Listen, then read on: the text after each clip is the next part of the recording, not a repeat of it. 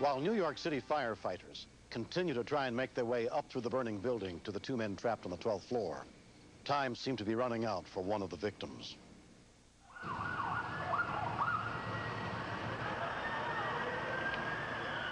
As the smoke and fire kept on building up, the guy kept on inching his way out towards the window. I'm thinking, how can this guy breathe? I mean, because this is a huge fire. The heat, the smoke, I don't know how this guy's breathing. Help him.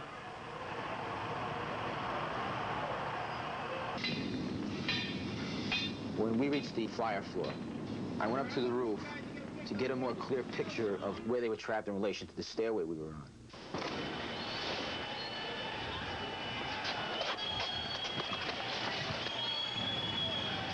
It was like I came out onto a baseball field and there was a couple hundred people were yelling at me. Everybody, it seemed to me from across the street, was pointing down at a certain spot. Yo, up here! And I saw the first victim. All right, just stay right there. I was screaming to get his attention, so at least he'd know help was on the way. But he was in a lot of trouble. Okay, you're not moving your puppy. Stay there. Stay there.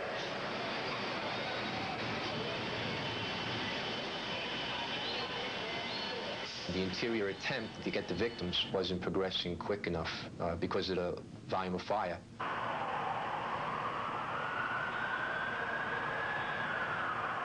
It was a very acrid smoke condition.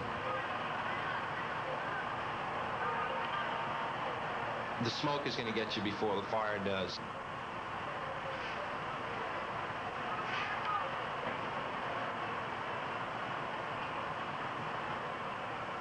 I didn't think we were going to have time to save him, much less the second guy.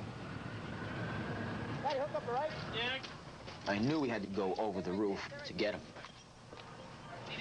One of the men in Lieutenant Brown's unit would have to be lowered by rope to the victims trapped on the 12th floor. Firefighter Patty Barr was assigned to the rope that day. Though he had been trained for it, Patty had never been involved in this type of rescue before. To put my men in this dangerous situation was a difficult thing to do. A good friend and mentor of mine in the fire department was killed in exactly the same type of operation where the rope snapped and they fell 8 floors to their death.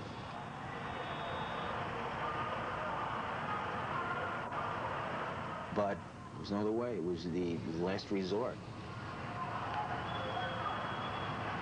Come on up, Patty. Just come on up.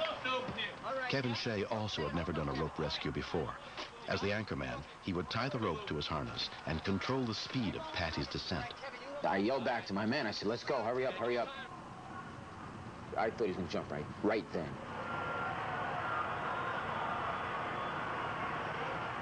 While the other men were getting ready, Patty got up on a parapet just so the guy could see his foot, and maybe that would hold him on another couple seconds.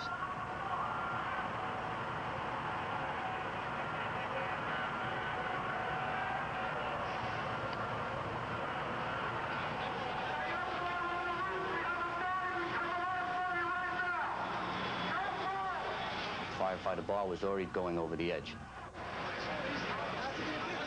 But due to the construction of this building, there was nothing for Kevin Shea to anchor himself on.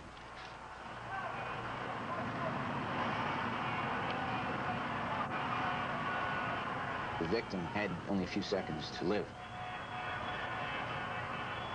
We had to make a decision real quick what we were going to do. That's it. Let's go. Pat O'Keefe and Bruce Newberry just laid on top of Kevin. We had to use ourselves as human anchors. There was no way that I could sink even my hands into anything to grab so that I wouldn't lose Kevin. What was going through my mind was when this civilian jumps on, what's going to happen? I got you. Good.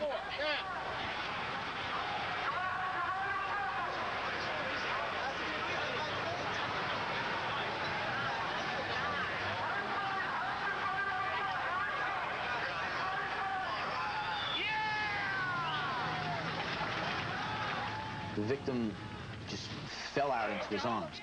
And this pulled my men up into almost a half-standing position. Hold on, Kevin. Stop it. Hold on.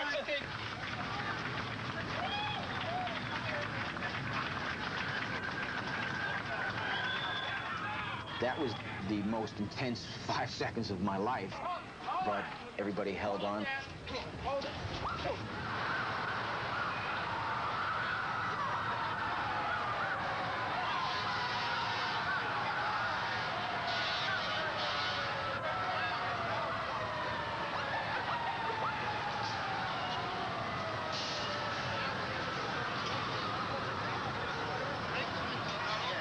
It seemed like an eternity up on the roof.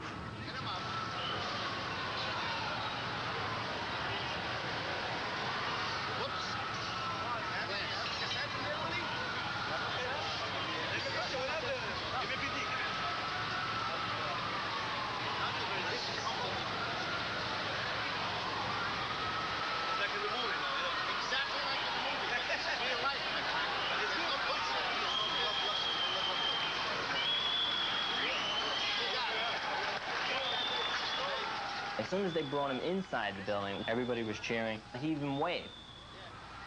The fireman waved, you know, and just to show that, you know, hey, you know, New York's all right.